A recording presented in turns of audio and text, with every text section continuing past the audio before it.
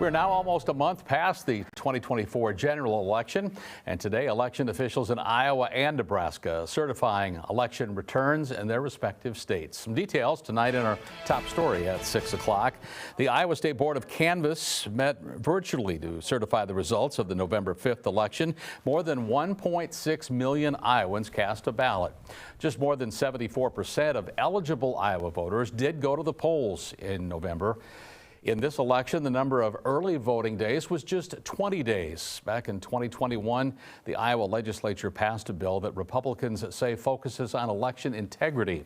Meanwhile, Secretary of State Paul Pate says in this upcoming legislative session, lawmakers should expect to see more election laws being proposed. I think we'd like the legislature to finish the recount improvements that I've asked for. We got pieces of it done, and that helped immensely this time. We didn't have the long, drawn-out processes that we saw before and the Miller Meeks recount previously. But it definitely needs to finish out that recount piece to take some of the question marks out. Pate says that he hopes to file a measure that could give election officials additional ways to check Iowans' identity and citizenship on the state's voter rolls. Meanwhile, Nebraska's state canvassing board also has unanimously accepted the results of the general election. That is with one exception, the Dawson Public Power District, where the ballot was mistakenly printed as vote for one instead of vote for two. More than 934,000 ballots were cast in Nebraska with a voter turnout of nearly 74%.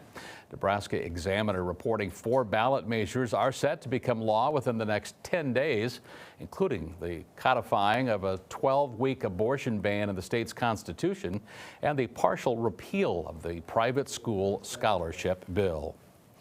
For the state of South Dakota, the canvassing board was scheduled to perform an election returns canvass back on November 12th. However, the results of the state Secretary of State's website still are not listed, as it says unofficial. Election officials say more than 436,000 ballots were cast this year, which is more than 69% of the registered voters in the state of South Dakota.